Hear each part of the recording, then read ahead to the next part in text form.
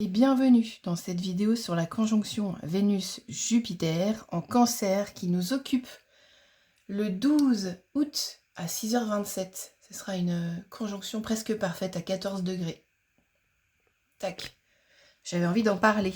En ce moment, sur l'écran de l'univers, les deux planètes dites bénéfiques, la grande Jupiter et la petite Vénus, se croisent et s'embrassent sur un fond bleu clair ou bleu nuit, comme on préfère, la couleur du Cancer, gouvernée par la Lune. Cette conjonction drivée par Jupiter, hyper à l'aise, en exaltation dans cette vibration lunaire, et Vénus, qui s'en arrange très bien de cette énergie aquatique et maternelle, avec son côté terrien, taureau féminin, plutôt que celle de la balance air et masculine qui sera elle occupée par Mars jusqu'au 22 septembre. D'abord Jupiter, c'est le maître de l'univers, bah ouais, si c'est Zeus, il régit le ciel, les oiseaux, les orages, les nuages, il envoie des signes, des éclairs, il transmet des idées lumineuses qui voyagent sur le dos des oiseaux, qui viennent ensuite se poser sur nos branches invisibles, oui, parce que nous sommes des arbres aussi. Parfois, ces mots viennent souffler dans nos feuilles et on comprend tout de suite ce qu'il dit intuitivement, sauf qu'on est incapable de dire ou d'expliquer pourquoi, comment. On l'a compris, on sait, c'est tout. Jupiter, c'est le dieu des dieux. Il a lourdé son père sanguinaire Saturne sur Terre, qui bosse à sa rédemption. Il est épaulé par son fils Mercure, chargé de la transmission et des télécommunications. Ce qu'il fait, lui, c'est qu'il transporte les nouvelles, il les collecte, il les traduit parfois, il se déplace jusqu'à en perdre la boussole, tout enivré qu'il est par les multiples nectars de toutes les fleurs informations qui existent au jardin de l'Olympe. Ensuite, Jupiter récolte les données apportées par son fils, puis synthétise pour en faire des principes philosophiques, spirituels ou religieux. Disons qu'il trace des grandes lignes à suivre dans le ciel avec ses flèches, qui nous indiquent une amélioration, un apaisement, une compréhension, un enseignement à vivre, qui donne du sens à tout ce que l'on vit. Ces enseignements sont généraux, ils sont là très exactement pour tout le monde, il n'y a pas de présélection, il suffit de s'estimer légitime et chanceux soi-même. Aujourd'hui, en plus, Mercure gère Internet, toutes les informations qui y sont inscrites, c'est depuis la nuit des temps.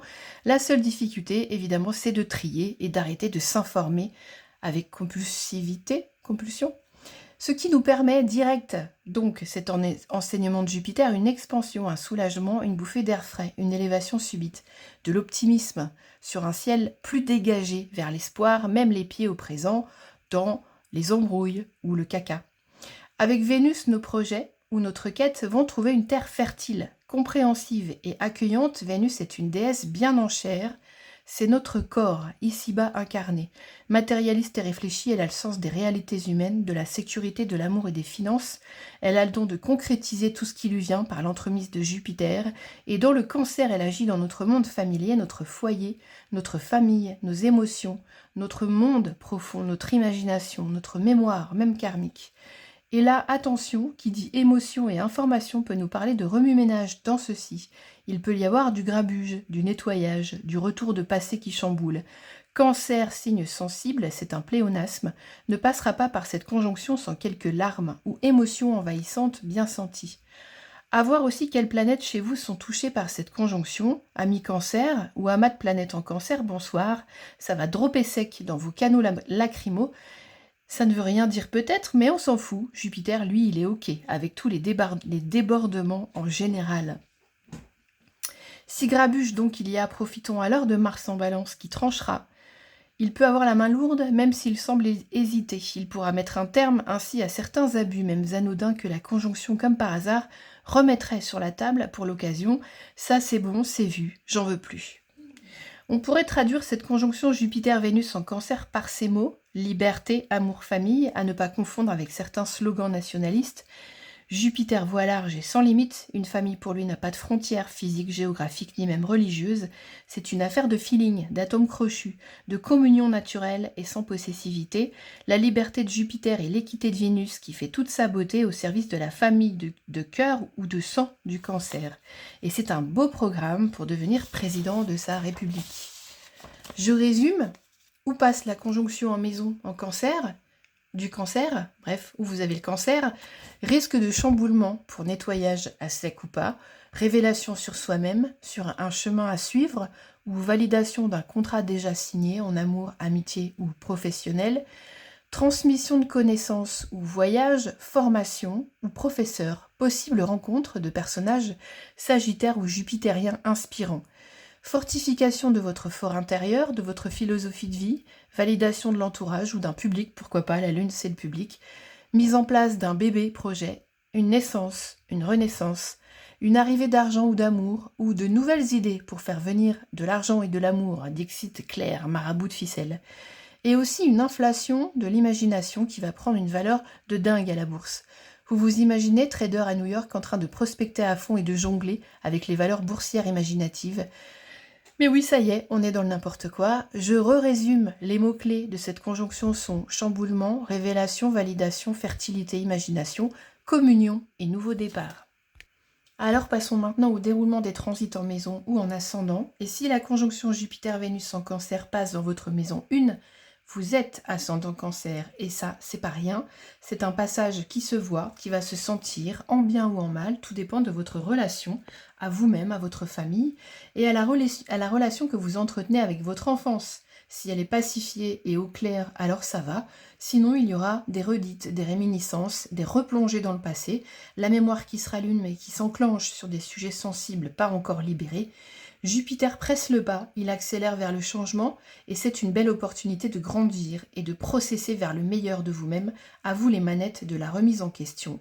Sinon, cela peut être aussi une surprotection ou un repli identitaire. Et c'est peut-être un beau départ vers un voyage intérieur ou extérieur ou une nouvelle formation qui arrive en lien avec la philosophie, l'art, la peinture, le cinéma, les langues ou les cultures étrangères, un bel étranger ou une belle étrangère qui passe par là, en tout cas une nouvelle envie vers un nouveau départ.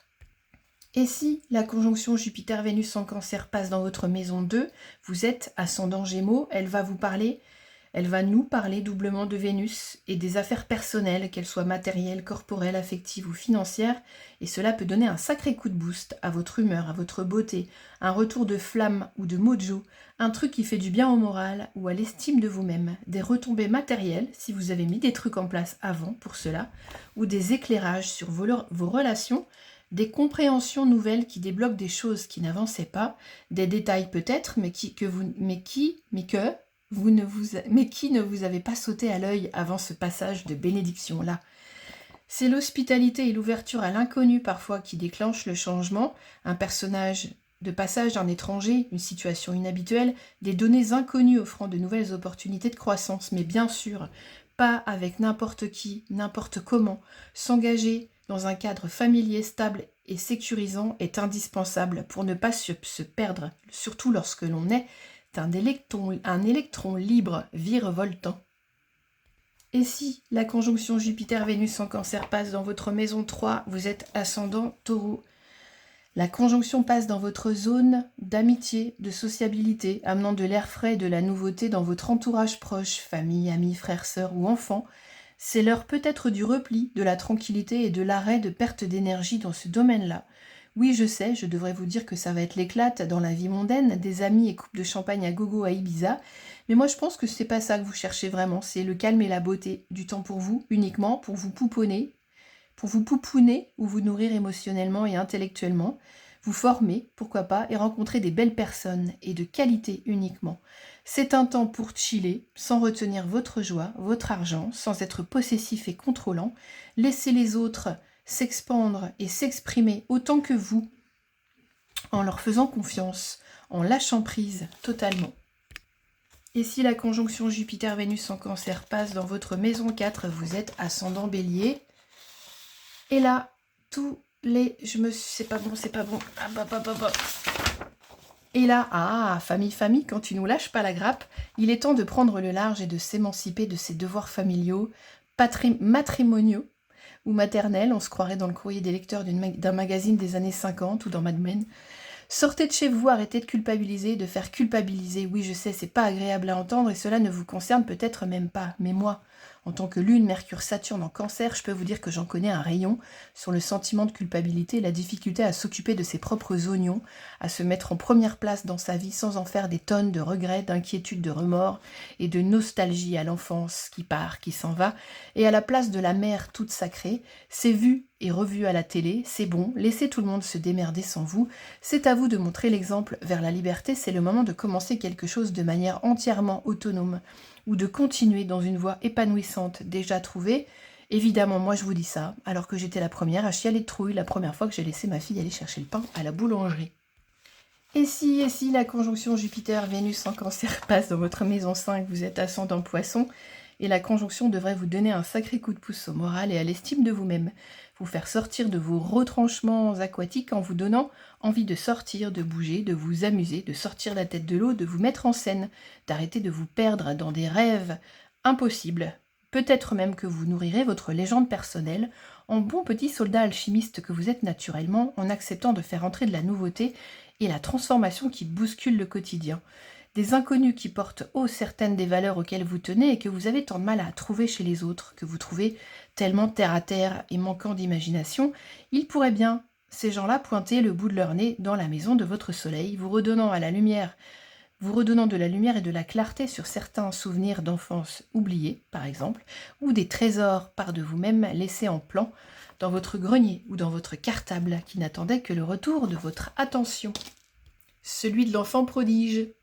Et si la conjonction Jupiter-Vénus en Cancer passe dans votre maison 6, vous êtes ascendant Verseau, la conjonction arrive chez vous, votre travail, votre quotidien, elle vient chambouler vos certitudes et vous apporter de la nouveauté et des opportunités et un désir nouveau de lâcher prise sur des blocages dans votre vie que vous entreteniez sans le savoir. C'est comme un massage géant que cette conjonction fait sur tout votre corps ou votre vie afin de faire recirculer les émotions et les informations qui étaient maintenues bloquées, secrètes et sous couvercle. Laissez agir Jupiter et Vénus dans la maison des expériences et des services. C'est l'occasion de réfléchir et de prendre le large, de prendre la décision de vous occuper dorénavant de vous-même plus que des autres, au moins en alternance à égalité. Mais pour cela, il va falloir commencer à apprécier votre propre solitude, votre propre compagnie, adoucir vos rapports à vos souvenirs, à votre vie, apprécier les choses simples à portée de main, sans chercher en permanence le plus, le mieux et le plus loin. Et si la conjonction Jupiter-Vénus en Cancer passe dans votre maison 7, vous êtes ascendant Capricorne, et elle vient assouplir la maison gouvernée par Vénus et la Balance, soit vos relations familiales ou en général votre communication avec vous-même ou avec votre partenaire et vos enfants, ou vos enfants. Les cadeaux arrivent dans votre manière de relationner, il y a des opportunités d'améliorer des relations, de réharmoniser ce qui était en bataille ou laissé en plan, par manque de volonté ou de temps. L'heure n'est plus au combat mais au dialogue, il faudra cependant vous aussi lâcher prise sur votre exigence, vos ambitions, votre dureté, votre rigidité organique, qui fait votre solidité, oui, et votre charme, mais qui vous cause des déboires en matière de communication. Votre humour pince sans rire et votre vision d'ensemble sont des atouts. Mais c'est cette énergie cancer qu'il vous faudra accepter et apprivoiser, votre extrême sensibilité, votre empathie, qui ne sont pas des faiblesses, ni de l'immaturité, ni même un handicap, mais un don pour savoir prendre soin et voyager dans le monde des émotions, de la mémoire, de l'imagination, ceux des autres et le vôtre, sans vous sentir intrusé en permanence, ni même intruser personne. Et si la conjonction Jupiter-Vénus en Cancer passe dans votre maison 8, vous êtes ascendant Sagittaire, et la conjonction vient remuer forcément tous vos bagages mémoriels, amour, voyage, amitié, famille. Tous les souvenirs sont remis au goût du jour. Les bons et les moins jolis, les héritages transgénérationnels, comme on dit, sont aussi revisités pour l'occasion, sans que l'on ait rien à faire que les voir se dérouler. C'est comme un grand coup de projecteur sur la matière noire, à l'origine cachée et remisée dans tous les placards de la maison des morts, de vos morts. On est dans la maison de Pluton et du Scorpion.